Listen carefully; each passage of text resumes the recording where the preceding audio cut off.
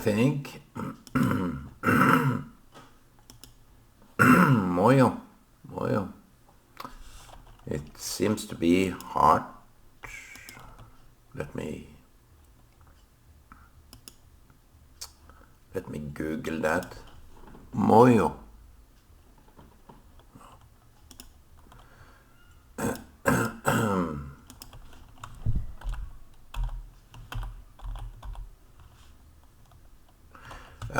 I think that was hard. Furaha. Furaha is joy. Furaha is joy. I wanted to continue the topic of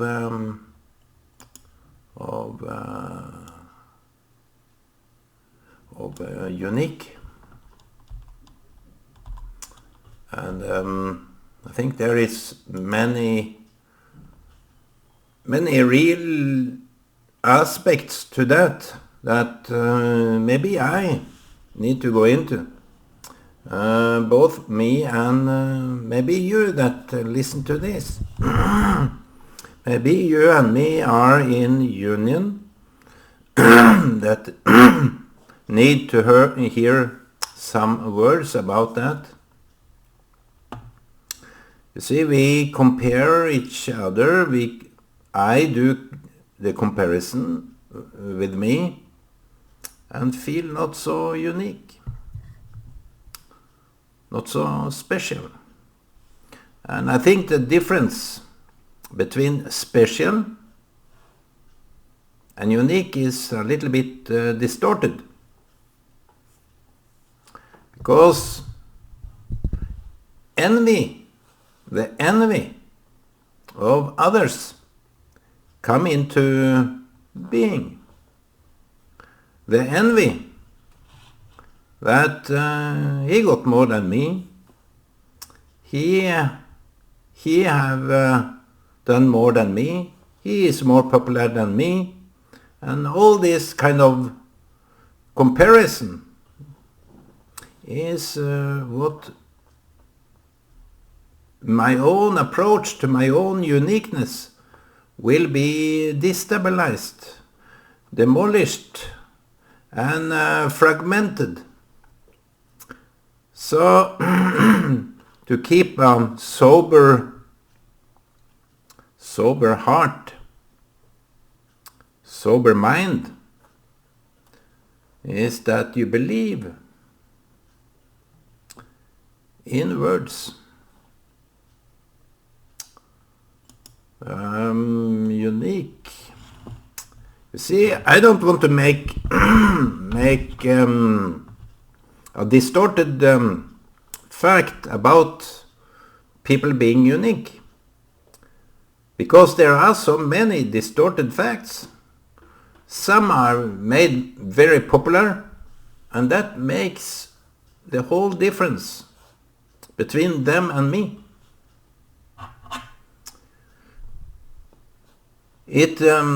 The show, if you go to media, if you go to this channel, if you go to this this person, maybe you envy me because you think that I am unique compared to you that only listen to this.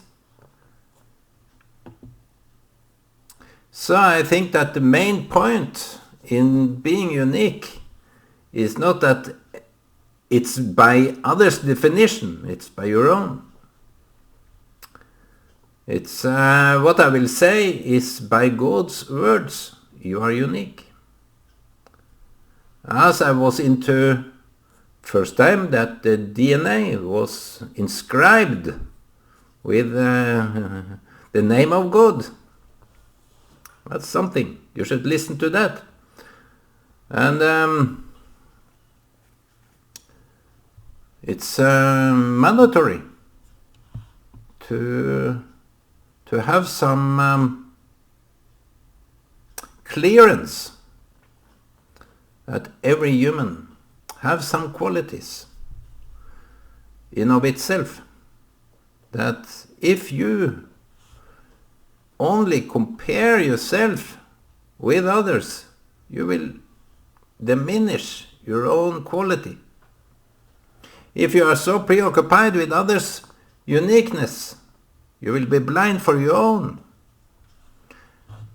I think that is the main point I wanted to say today, that on a personal level, what is your approach to yourself?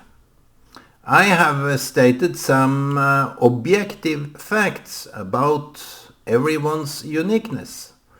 You are unique because you are in that kind of personality. You should look at yourself as some integrated part of the society, because it is your quality, your experience, your forte, your approach to certain things. And I have been reflecting over this, that everyone plays a part in a society.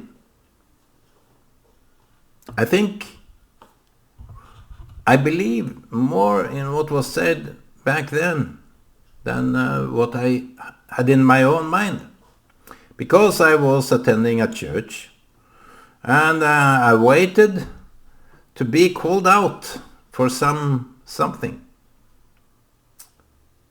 And I ended up being an activist. I think that was for the good, because it was both a fight with myself on the importance of those things that I felt was important. Activists do that. They fight for something that someone else wouldn't take in their own hand, because they don't want to make a mess of themselves. So there you have me. I take in that task and do it. But all along the road, on my path, I've been wondering, what should I do with my life? What is for me? What is there for me to do? And I've been interacting with people, friends and other people that I may have talked with. That say I'm waiting for the call of God to do what He has for me. But that is a wait in vain. That is a waste of time. I would say that is the first, but it is also a good sign that you can wait, that you have patience to wait for the right moment.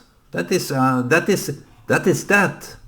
If you wait for God's calling, you can also wait for the right moment. And that is an exercise of degree. If I was only pushing on and not waiting for the right moment, I will do a lot of stuff that make up a mess. And activists have no patience to wait. So I haven't learned that training of waiting. I don't wait for the right moment. As many people say, you have to wait for the right moment. A lot of things is going on there in that field of those that are more wise than me. They wait for the right moment. Or it looks like that. But if you are waiting for your own quality to be extracted, to be put in use, put in the puzzle picture, you wait in vain, because you are existing in time. So if you wait for a different time altogether, you miss out now. And life is now. everyone's uniqueness have to do with time. Time is the organizer for everyone's uniqueness. You may not find this so useful on your part, but maybe I just talk to a few that may understand this. Because that kind of a waiting is more dominant in the Christian community, because they are waiting for the Messiah, the arrival of the Messiah. Maybe it is also predominant in the Jewish culture, because they are waiting for the Messiah too. And to wait for the Messiah can lead, I say only can. In Israeli society, it doesn't seem that it can, because they are so vigilant, they are so eager, they are so active, doing stuff that is profoundly good. But in the Christian society, you have this more laid back, wait for the right moment. And they don't really believe in themselves. The Christians, I should put this down, you are unique.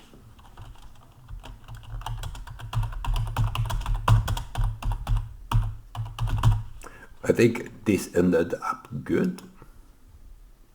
You are unique and believe in yourself. I think that is the heading of this video. To believe in yourself. Don't wait. Be who you are.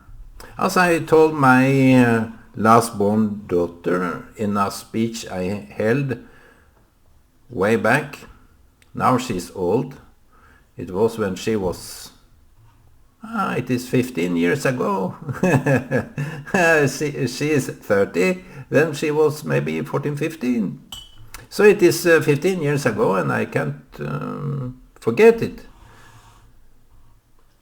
I have said it here also, that God made you for a purpose. If you believe in God, He made you as you are. And the way we can confirm His will, because Christian people are talking much about what is the will of God. I think that is kind of obvious. You don't have to search for that. Even the non-believers, even those that haven't even read a single letter from the Bible, are confirming God's will by being them, by being even proud of themselves. And I wish for everyone that listens to this video, be proud of yourself. I think that is the task of today, because everyone is in a kind of a competition with others, so that we win. Everything is all about competition.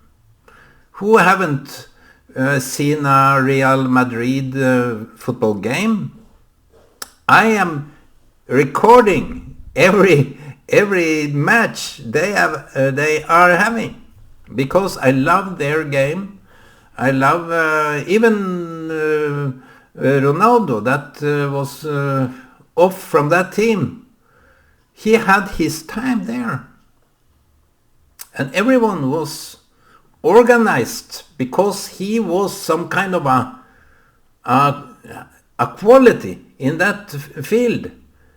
And there is a player now, number 10, Lukas Modric, I think. I love him because he is a team player. He is there to kick the ball wherever it may be fit. And he have this kind of overview over the game.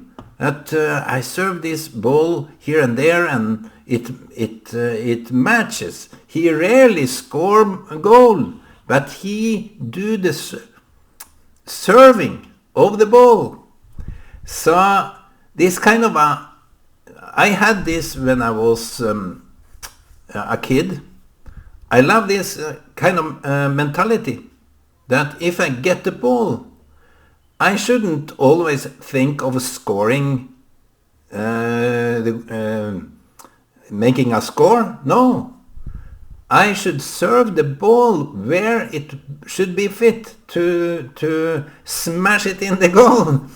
So this kind of attitude, I also got some insight when I was doing the game back at Thessalia.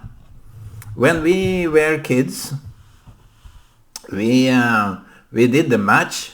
I was shouted out all the time, and it was not nice to be shouted at. And what I hate about the football players and whoever that is that shouts at their players, it is a bad attitude. It is a really bad attitude, and it shows the kind of intention or morale you have of cooperating, because it is a team that is out there playing. And you can feel very easily disbelief in yourself because you are shouted.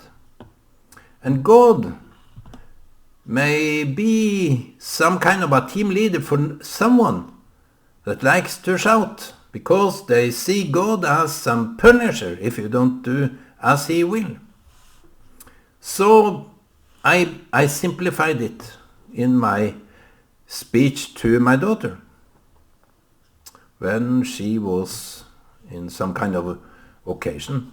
I held a speech for her, and I said, if God have created us, our task is being the one that he created, because his will is that I am me.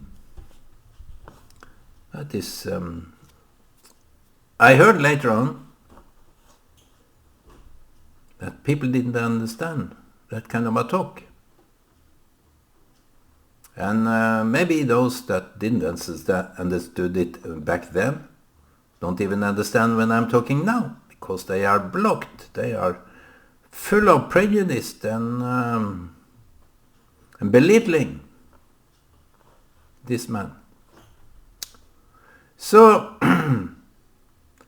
part of my activism was to rise myself up of this ground of people that trampled on because I was just me. And maybe you have the same experience. But since you are you and are not accepted for who you are by some unknown, maybe known reason. The Jews have some experience with that. Even today, they are hated. Maybe they are so unique. Maybe they are so way off unique. Even those that are secular among the Jews, even those that even confirm or applaud that Israel is an apartheid state, an occupant, even those are not good enough. I heard that a politician that applauded the Pride parade, he was a Christian politician, and he wanted to join the parade. Wasn't fully accepted by the Pride people. Even even those Christians that try to be so secular that I don't even remember who they were, where they came from, they are not accepted. Just to put the Jesus, the Messiah, in their mouth is not good enough. Their belief, their heart. You see, to say, I confirm God, that is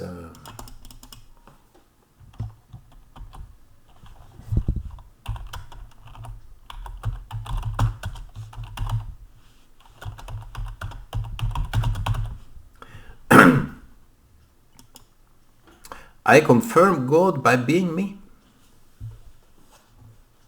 It takes a special mindset to say such a thing.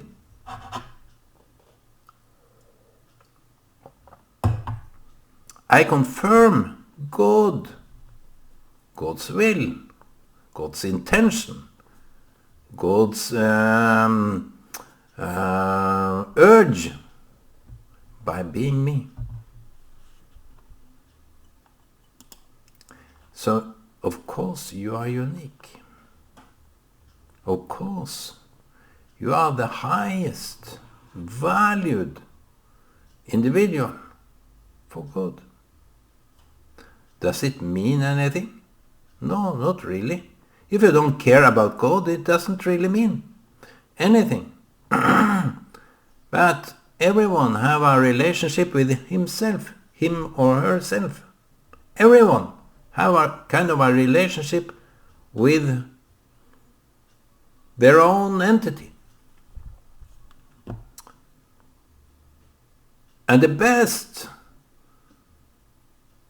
remedy for having a good relationship with oneself is to be coherent, to be in order, to have order in life. That is a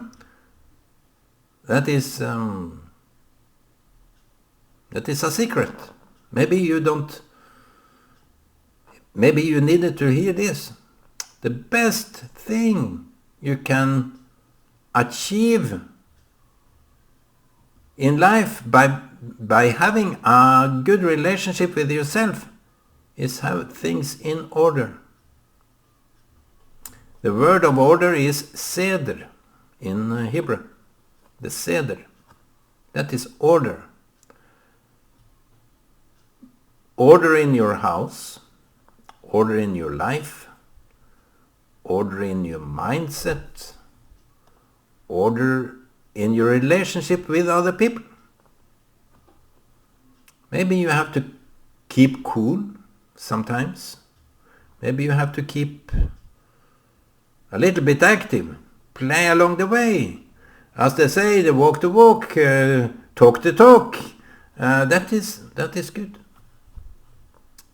But don't be, for God's sake, don't be anonym. The more anonym you get, the more people look at you. And be happy about yourself. Be some kind of a proud person that have this and that quality. You have some qualities that you love. I loved to be a team player when I was a child, playing at Tessalia Mission Station in Kenya. I saw the position of each and every one of the team players, and I wanted to serve the ball to them, but sometimes eager overtook me. I wanted to have the first place. That was not for me. That was not for me. If I couldn't be proud of the team, what kind of... You see, there are some football players, some football teams that are all for the superstar. like Ronaldo. He was maybe too much of a superstar that made the team great. But when he was out, sometimes the team fell out. And he, of course, he filled an important role. But if the team was all about Ronaldo, that was some kind of a misunderstood concept. So